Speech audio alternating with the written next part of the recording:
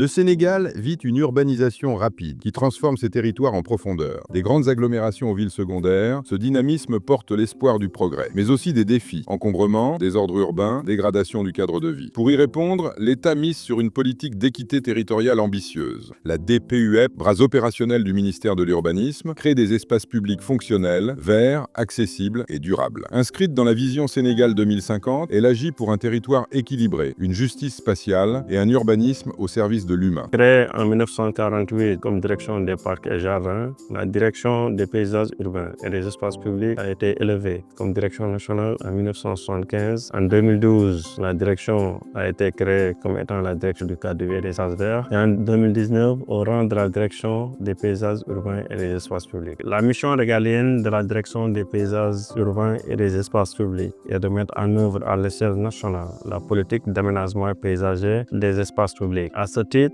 elle est chargée d'assurer la planification, l'exécution, le suivi des opérations de préservation, d'aménagement des espaces publics, participer à l'élaboration des plans d'urbanisme et d'aménagement urbain, créer et promouvoir des pépinières environnementales, assister les collectivités territoriales dans l'élaboration, l'exécution des plans et programmes relatifs au cadre de vie. Depuis ma nomination, j'ai eu à réaliser quelques projets. Nous avons terminé l'espace public de Saint-Louis, nous avons réceptionné l'espace public de Passy, nous avons aménagé quelques édifices publics, à savoir la préfecture de Diourbel, la préfecture de Guédiawaye, devanture de la police des Parcelles Assainies. Côté plantation d'alignement, nous avons eu à réaliser quelques zones de reboisement, à savoir la plantation d'alignement que nous avons organisée sur l'autopont de Yoff jusqu'à l'ancien aéroport, devanture de la Sonatel. Nous avons travaillé en parfaite collaboration avec le lycée Parcelles Assainies pour la mise en place du programme Taral Sama École.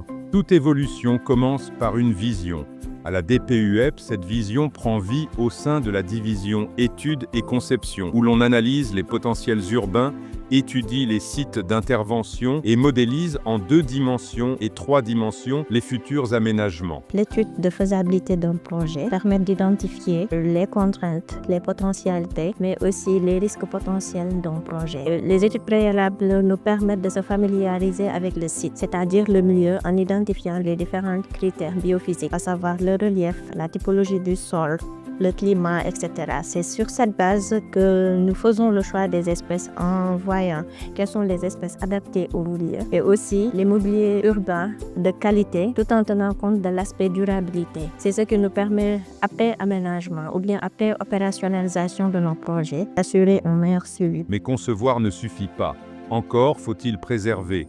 La division suivi et entretien veille à la bonne exécution et à la pérennité des aménagements. Ma mission consiste de manière générale à m'assurer que les projets d'aménagement, après leur mise en œuvre, améliorent le cadre de vie urbain et sont durables sur le long terme. Pour cela, la division veille à la fourniture de matériel adéquat pour l'entretien des sites afin d'assurer la sécurité et l'efficacité des opérations. Elle contrôle et surveille de manière permanente les activités sur le terrain et veille à la bonne exécution des travaux. Il est question d'examiner régulièrement l'état des sites, d'identifier les éventuels problèmes et de proposer des solutions. Au cœur des pépinières de la DPUEP, les projets prennent racine. La division technique et opérationnelle supervise la production végétale, la planification des plantations et orchestre le déploiement des équipes techniques sur le terrain. Nous faisons une production continue en qualité et en quantité et au bon moment les plantes ornementales pour fournir en plan les projets d'aménagement au sein de cette direction. Elle joue également un rôle considérable dans la réduction des coûts et des délais. Il y a également un rôle que cette pépinière au niveau de Cambérène joue, qui est le rôle de formation du programme Koyindawi, de se former en production végétale, aux techniques de multiplication végétative